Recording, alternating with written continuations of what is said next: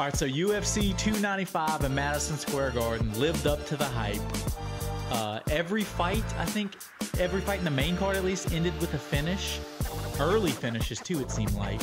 I think there was only one round to judge, 1 or 2 rounds on the whole main card. Yeah, that verdict app made me really, really sleepy this week. Just not being able to click anything. Yeah, there was only a couple, maybe 3 at the most, like rounds in the whole main card to judge. There were so many finishes, it was exciting, a lot of highlights, and two title fights, and the main event, Jiri, Prochazka, Alexander Pereira for the 205 belt. It lived up to the hype. Pereira becomes the two-time. You say double champ, 2-weight champ, because he's not. I think double champ is like you have both belts at the same time. But he's won that 185, now the 205 belt in the UFC. Only the 9th guy ever to do that, so it's an impressive feat. Like a 2-time, 2-division champ. Yeah. And he came out. This was a fight. It seemed like a pretty evenly matched fight on paper. And it played out, first round at least like that. It could have gone either way. I think all the judges gave it to Pereira first round. But I think you could have easily made the argument Jiri. They traded shots. Jiri took him down. He was able to get up, but I think Pereira just had a little bit more damage, a little bit more obvious leg damage in that round. Because they made a good point. Pereira, when he gets on the ground, all he does is kind of play it safe. But because he did that, Jiri wasn't able to get anything off on the ground. Right, he was able to hold get guard. Up. Even though it was for a while, he was able to get up. And then they're striking on the feet. I think they both hit each other, but I think Pereira was a little more sharper. Right. And it played out in the second round when Pereira caught Jiri kind of rushing in. 2 hooks, really.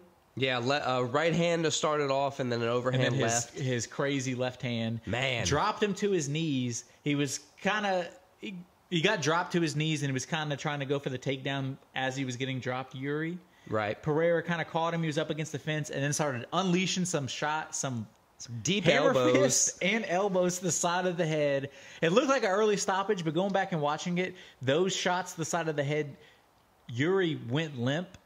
Coming from somebody who picked Prochazka to win the fight, I don't think it was an early stoppage. I think those elbows and the dude going limp and falling to his back. Yeah, I think that's even enough. Came out after the fight and said, "Yeah, it was the right call." I think that's enough for the ref to stop the fight. I think it was Mark Goddard stop the fight and say, "Look, you weren't like. There's no recovering from that. You were taking shots to the dome, bro." I saw Marab done. And Sterling tried to come out and say, "Mark Goddard again with the early stoppage." I'm sick of them people. Me too. I'm so sick of them. Those guys. But Pereira, I mean. What more can you say? The dude has fought like 6 or 7 times in the UFC, and he already has 2 belts. How many UFC champions has he beaten? I don't know the exact number, but the stat I saw was he's fought more UFC champions than he has unranked guys in the UFC.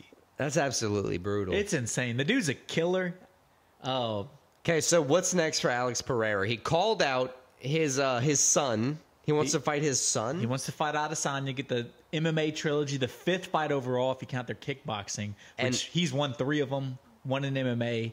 I mean, we've seen Adesanya at 205. He didn't look that impressive. It was a few years ago. Yeah, it was against Jan, right? Was against Jan. I would love to see that fight. I just don't think Adesanya, as mentioned, he's going to take a while off. So right, he said he was going to come back in like 2026, 2027. 27. I don't believe that long, but I think a hiatus is due for him for sure. He seems like a guy when he says something, he usually he's thought about it, and he knew there was a real possibility Pereira was going to come in, win this belt, and call him out right away. Yeah. So I don't think that's going to be the fight, although I'd love to see it. I mean, Pereira could kind of fight anybody. He could. Maybe Anthony Smith. Anthony Smith's been talking a bunch of shit for some reason. Alex Pereira, even though Anthony Smith hasn't done anything.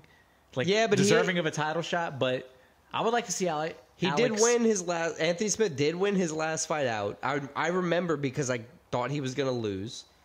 So he won his last fight out. He is ranked in the top 15. He could go and could go for a title shot. Poton would be like, you want to see a dead body? I think that's what he would do. What is this like? What's that movie? Stand By Me. You want to see a dead body? Yeah, exactly.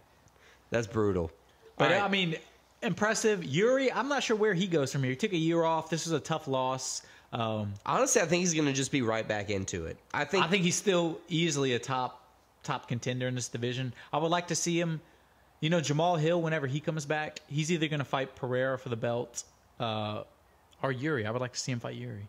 Yeah, I would be down for any of those fights. I want to see Jiri fight. I want to see Alex fight, especially now that we see that Alex can fight across divisions pretty easily. He knocked the dude out in 205, so now it's like, okay. He's got power across whatever. Yeah, he's still got power, which is a scary thing for the rest of the division. Absolutely. Look, moving on to the co-main event, we had Tom Aspinall. Also a title fight. Fighting Sergei Pavlovich for the interim heavyweight title. Two killers, two guys you do not want to get into a ring with. And there's one thing I know I'll never be able to do at any weight class is outrun Tom Aspinall. He is so fast. He's so quick with it. I didn't expect him to take a shot like that. He took a kind of reset and then just pummeled from Pavlovich, which if you watch his fights, Pavlovich he's not has a guy power. you can just eat his shots. Like he has crazy power. He just knocks guys unconscious and dead. Right. Aspinall took the shot, was all right, recovered, and then showed his speed. He was way faster, way quicker. Yeah, he hit him hard with an overhand. He didn't right. look like. He looks like a heavyweight because he's a giant ass dude. He's tall, but he's lean. He doesn't move like a heavyweight, and he has. I guess not lean. He does have some girth on him. He's still like 250, but he's not like, he's not like Derek Lewis coming out, at the beginning of his career heavy. He's an in shape heavyweight guy. He's a guy that takes it very serious too. Yeah, he started out with jiu-jitsu, so he has a ground game. He chokes a lot of these big dudes out, but he proved he has it every kind of way. He can choke you out. He has the crazy power. He knocked out kind of the boogeyman in the heavyweight division, the guy everybody was afraid to fight because he has that crazy power. Such an impressive performance. Finally, he gets the interim belt, so he gets a belt. Aspinall's one of those dudes you watched him probably like 2 or 3 fights ago, and you're like, that guy's like goddamn, that's level. crazy. He's a championship level, so now he's officially a championship level with that belt. I would like to see. They're talking about Jones not being ready till like the summertime. I want to see Aspinall fight before then. Yeah, I think Can you defend an interim belt? I think if they defend the interim belt, that'll just be some tomfoolery. John Jones needs to vacate the belt and just come back and just. If you're that title good, shot guaranteed. If you're that good, you're not going to have a problem winning it back. But everybody else has to vacate when they're injured. Well, not everybody does. A lot of people, if they can't fight for a year plus, will vacate the belt. Well, a lot of times the UFC takes it. They're just not going to do that to John Jones because that's their golden boy. They should. Cocaine Wayne. They should, but shout out John Jones. I love you. Yeah, I do too. Honestly, he won't vacate, but I want to see Aspinall fight again before John Jones. I would like to see him fight Gane or Almeida. Jonathan Almeida would be a crazy fight, but then Cyril Gane and Almeida are already beefing on Twitter, talking about because Gane doesn't want to fight Almeida, which is obvious because Almeida would take him down, and I don't think Gane could deal with his ground game. Even though Gane, has a little bit on his own, He is a little bit, but that's obviously his big weakness at the elite level. Right. So, but now that fight's being called out. It's just going to be a. Well, the funny thing is, Gane, shelf. When Aspinall won his last fight, he called out Gane, and Gane said, "Nah, you don't have a belt. I'm not fighting you." And then as soon as Aspinall wins the belt, Gane starts calling him out, and it's like, "You got the belt now. I am the hunter. I am coming." It's like, well, now you just. It's like you were pussy before. Yeah, it's come across pretty lame, Cyril. Right. Absolutely. Yeah, I agree. I want to see Aspinall fight before John Jones. I'm open to the opponent. I just want it to happen before the summer. Yeah, I agree. The next fight we're going to take a look at. This was an outrageous fight. Maybe not in a good way either. No, not in a good way. Jessica Andrade just kind of beat the shit out of Mackenzie Dern. This was the worst I've ever seen Mackenzie Dern look. Look, Mackenzie Dern kept her head held high. All in the wrong ways this fight. Props to her. She kept coming. She was getting the shit beat out of her. Mollywopped, if you will. She didn't back down. She didn't cower, but man, Jessica Andrade, she needed that too on a 3-fight losing streak coming in, and she was just piecing her up on the If this was a college football game, Andrade would have been ejected for targeting. That would have, like, if this was absolutely nuts. If this was a college football game, she would have sat herself in the third quarter. Like, it was that big of a blowout. Yeah, it was crazy. Andrade absolutely pieced Mackenzie Dern up. She held her chin as a moving target, sometimes not moving target, for Andrade to hit. I'm surprised. I mean, the commentators were talking about it. It looked like me fighting Jessica Andrade out there. And, you know, we've seen Mackenzie Dern fight before, and she has not looked like that. I don't know what happened. I think it proves that she needs to at least act like she has the Brazilian accent in order to be a good fighter, because when she's speaking with her American accent, it just doesn't work that well. I mean, she's got to switch something up. I don't want to get into personal life, but... I think what's funny? Jessica Andrade was going through a divorce too because they talked about it. Yeah, they said both fighters going through a divorce pre-fight, and the winnings would go to like child support. Well, you didn't see in the post-fight with Joe Rogan. That's what it was. He was like, "That should help you with your divorce." She brought it up, but it was in Portuguese, so we didn't hear it. But he ended it with, "I hope these winnings help pay for your divorce." It's kind of a weird thing to say, Joe, but... Jessica Andrade called out Angela Hill. I would like that fight. But like... I don't really like Angela Hill, though. I'm not a fan. I don't think she's a great fighter, contrary to what she says. Yeah, I would be careful looking up Googling Jessica Andrade, too. Yeah, don't... Just a heads up to everybody. Don't just leave the NSFW filter on for her. But an impressive win for her. I mean, she...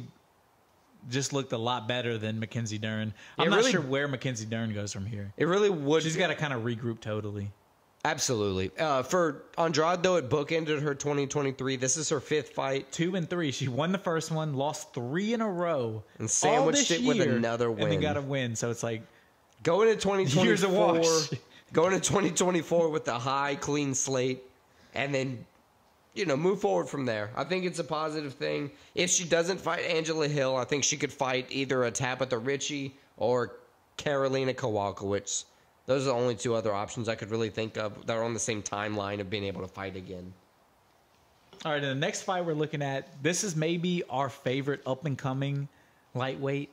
I'm not even going to say maybe. He is our favorite up-and-coming lightweight. It's the literal French Navy SEAL, Benoit Saint-Denis, with the head kick knockout of Matt Steamroller Frevola. Yeah, I wrote on the top line of my notes here is probably our new favorite lightweight, the God of War, Benoit Saint-Denis. I mean, he looked so good in this fight.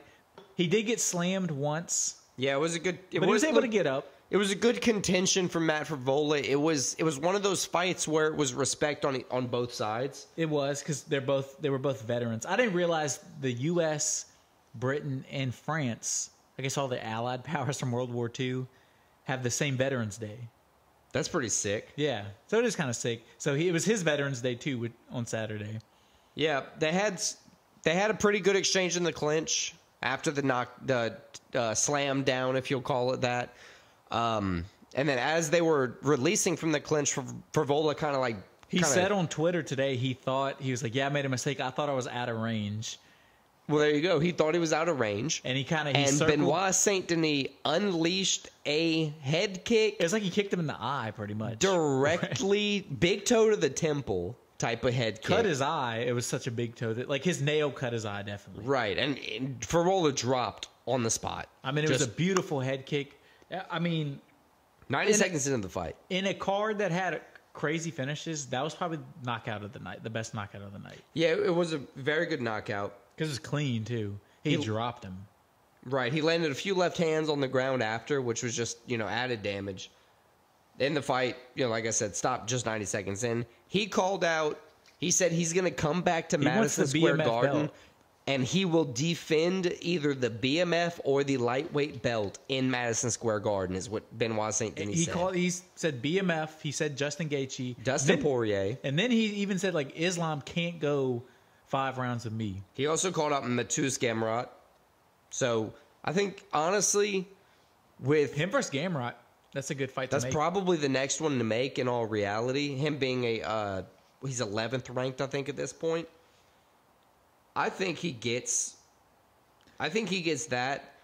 If Dan Hooker wins, I think he gets Dan Hooker maybe next because they would also be on the same timeline to fight because Dan Hooker's fighting the next couple weeks. Yeah, true. Did you see his post-fight speech where he's like, y'all can boo me if you want, but I want to thank America for World War II. Yeah. It was like, God damn. Amazing. Okay, thanks. I love it. Appreciate it. That was awesome. Gotta thank you. Thank you, Benoit like, Saint you can't Denis. boo me now. You're the God of War. Appreciate it. God of War, he lived up to it. Yeah, absolutely. And then, really to wrap up, UFC 295, the opening fight for the main card was another impressive knockout for Diego Lopes. He fought Pat Sabatini. It's a featherweight performance. There were two grapplers coming into the fight. I think we talked about it last week, didn't we? We did. We said pre-fight that the difference here between the two grapplers was that Diego Lopes' striking was going to be the difference, and honestly, that played 100%. It was a kind of contentious start to the fight. You know, the versatility was really the key, and Diego Lopes' hands shone through. He caught Pat Sabatini, hurt him. Yeah, Pat Sabatini fell to the ground, and it was one of those ones where he had his arm trapped. Under his own body. And like he couldn't defend himself, and just some clean ground and pound to the face. Yeah, bouncing your head.